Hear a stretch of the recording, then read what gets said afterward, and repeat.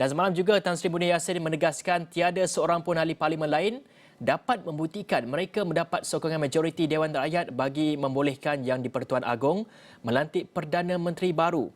Dan ini menunjukkan isu keabsahan dan majoriti menjadi topik utama dalam kemelut politik pada ketika ini. Jadi bagaimana kita ingin memahami inisiatif yang dijalankan oleh Perikatan Nasional ini? Adakah ia demi kelangsungan politik atau agenda rakyat yang diutamakan? Untuk itu kita akan bersama dengan Ahli Parlimen Santubong juga Ahli Majlis Tertinggi Parti Pesaka Bumiputera Bersatu PBB, Datuk Seri Dr. Wan Junaidi Tuanku Jaafar di talian bersama dengan kita. Assalamualaikum Datuk Seri. Waalaikumsalam. Datuk Seri, gabungan Parti Sarawak yang merangkumi 4 parti tempatan iaitu PBB, SUPP, PRS dan PDP sebelum ini tetap dengan pendirian terus menyokong kerajaan pimpinan Perdana Menteri Tan Sri Muhyiddin Yassin. Bagaimana Datuk Seri melihat pengumuman Perdana Menteri semalam ini? Saya bermula dengan 2-3 perkara yang sebelum saya menyentuh apa yang disebut oleh Yang Amat Berhormat Perdana Menteri semalam. Yang pertamanya, kalau kita lihat negeri di seluruh Malaysia ni, tak payahlah orang pada negeri mana, daripada Sabah ke Perlis ataupun mana, kena lihat di Sarawak lah.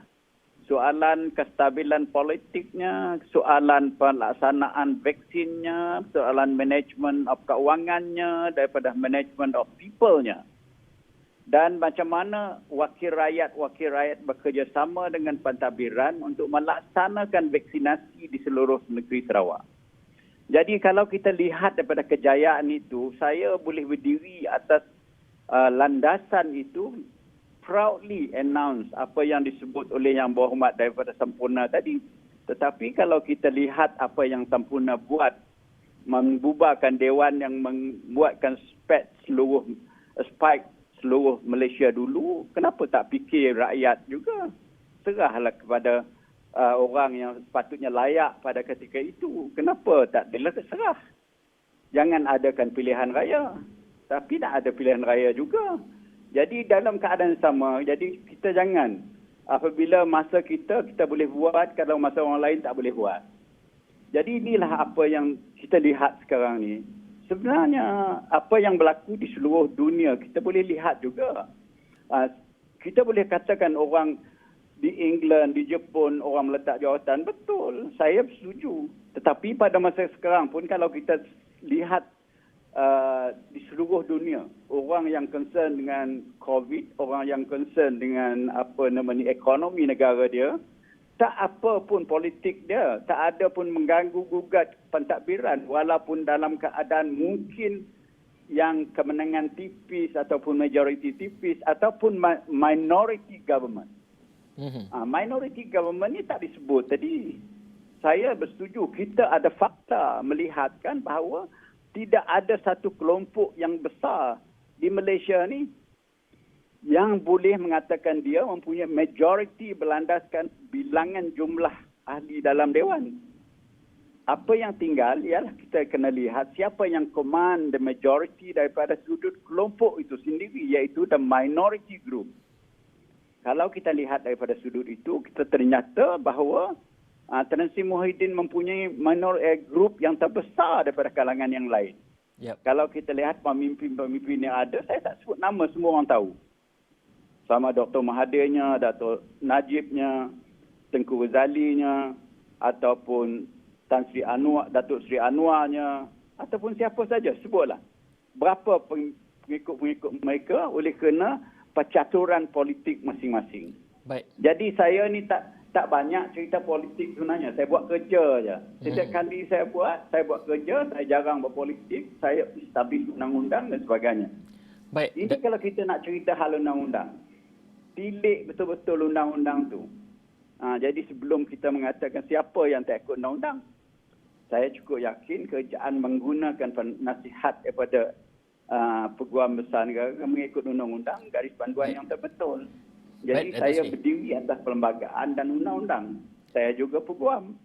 Jadi tak payahlah kita nak cerita hal politik tu. Biarlah saya turut kepada apa yang ditawar oleh Yang Amat Berhormat Perdana Menteri semalam. Datuk Seri, ringkas Jadi, saja Datuk Seri, kita melihat ya. kepada kerjasama rentas parti bipartisan ini, adakah ia akan beri jaminan kepada kestabilan politik sebelum PRU dan juga adakah 7 tawaran PM menguji kematangan setiap ahli parlimen menentasi semua parti untuk membentuk muafakat dalam mendepani kerjasama pada ketika ini? Jangan dah bagi saya 5 minit tadi sempurna sampai setengah jam. Kalau tak, jangan panggil saya lain kali. Jadi saya berilah peluang saya cakap dulu. Sila. Jadi ini satu soalan tawaran yang diberi oleh Perdana Menteri semalam. Saya ni dah 30 tahun duduk dalam Dewan. Saya sebenarnya reformist in the sense. Saya lah yang pertama kali nak reform parlimen, nak reform kerajaan. Tetapi kena sokongan-sokongan. Saya dah lihat semua dah. Saya lihat macam dalam pentadbiran Barisan Nasional. Saya nak reform parlimen pada tahun 2009-2010. Saya buat kajian 2 tahun. Saya perkenalkan apa reformasi yang bakal saya buat. Tak terlaksana, itu masa Barisan Nasional. Alright? Lepas tu dalam Pakatan Harapan, 22 bulan. Saya lah yang banyak berbincang dengan Speaker Dewan Rakyat untuk membuat transformasi yang sebenar. Dan apa yang dibuat? The low hanging fruit yang dibuat oleh Speaker. Bukan saya itu. Sebab kehendak kerajaan itu perlu diutamakan dahulu. Jadi Speaker mungkin tak berkemampuan melaksana dengan sendiri. Jadi dalam keadaan demikian saya tengok. Jadi semalam apabila Perdana Menteri buat tawaran. Yang pertama tawaran yang amat besar sekali. Yang DAP dulu pernah sebut. Masa nak mengatakan Ketua Menteri di Pulau Pinang jangan lebih daripada 2 term. Ini Perdana Menteri dah tawar dah. Kalau we keep his word, tawaran 2 term Perdana Menteri itu is radical, it is historical dan momentous tawaran tu. Tak ada pernah mana-mana kerajaan dulu berani menawar macam tu. Jadi kalau kita tak grab the opportunity bersama untuk pindahkan perlembagaan, mengenakan itu pertama. Yang kedua tawaran untuk party hopping ni. Kita dah tahu kes ni undang-undang biasa tak boleh dilaksana oleh kerana against perlembagaan. Hanya cara ialah meminda perlembagaan supaya membolehkan undang-undang itu dilaksanakan. Dan kalau ini tawaran yang kita tidak grab, bila lagi kita nak grab tawaran ini?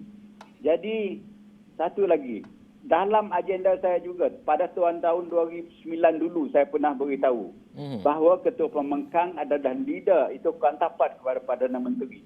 Dia mesti diberi kemudahan-kemudahan kalau tak sama dengan Perdana Menteri sekurang-kurang setahap dengan Menteri. Itu dalam saya punya agenda dahulu masa saya nak rancangkan reformasi parlimen. Jadi apabila Perdana Menteri buat tu, saya pun tergemam semalam tengok.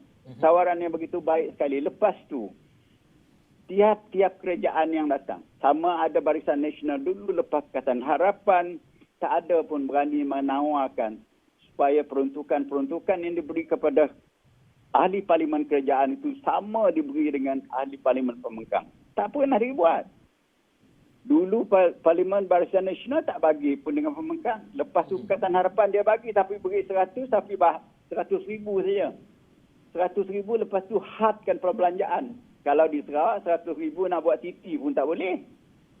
Jadi kita lihat tawaran-tawaran ni radikal, tawaran ni kehadapan. Lepas tu pengundian 18 tahun. Kita tahu rintangan-rintangan. Kerajaan Pakatan Harapan mengetahui rintangan-rintangan melaksanakan ini. Jadi walau bagaimanapun masih Perdana Menteri kata kalau kita bersetuju bersama boleh dapatkan 2/3 majority, kita boleh laksanakan ini dengan mudah. Sebab kita lost dah 2/3 majority semenjak 2008 lagi.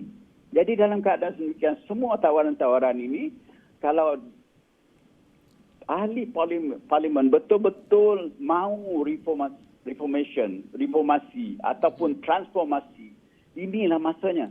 Tetapi kena ada lah. Memang ini dibuat di mana-mana parlimen pun. Tanya di Amerika, kalau tak ada perbincangan macam ni, negotiation.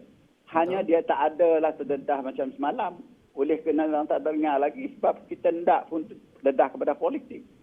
Tapi perbincangan di belakang tu saya dah lama sebut. Bahkan dalam buku saya tulis pada tahun 2014 dulu. Saya kata perbincangan di antara pihak kerajaan dengan pihak parlimen pembangkang mesti diteruskan dalam satu-satu isu yang kritikal, yang penting kepada negara, penting kepada rakyat itu mesti dibuat.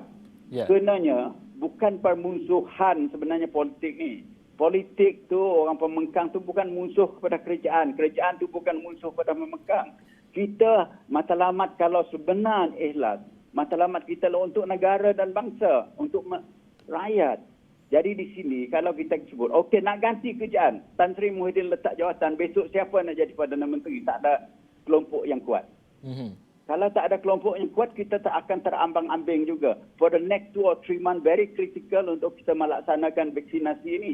Dalam mana kerajaan kata, kalau by Oktober, kerajaan ini masih berterusan, insyaAllah kita bukan mencapaikan apa dikatakan herd immunity. Kalau herd immunity itu tercapai, walaupun kita melihat spike dan meningkat, tetapi sekurang-kurangnya kematian, serious infection akan reda dan akan menurun.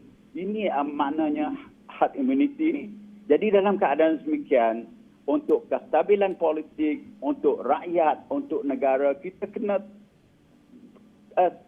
tolak dahulu kita punya ego tu. Tolak dahulu kepentingan peribadi itu. Tolak dahulu benda-benda lain.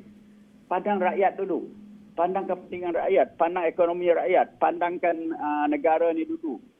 Bahkan orang di luar sana pun mungkin nepuk tangan supaya gembira melihat politik tu very dynamic. Demokrasi kononnya macam inilah demokrasi. Kalau inilah demokrasi, membinasakan negara, membinasakan pemikiran setiap orang, apa makna demokrasi itu? Patutnya kita membina negara.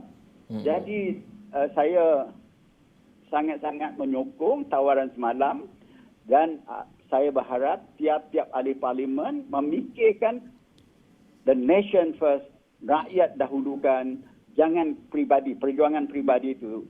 Saya baca banyak komen pagi-pagi ini. Saya pun heran, ada yang mengatakan, oh ini rasuah lah. Come on, it happen every part of the world. Orang tawar-menawar ni. Tawar-menawar berhubung dengan, okey, kalau you sokong ini kita tu, memang itu berlaku all the time. Baik, Datuk Seri. Mungkin tidak terdedah.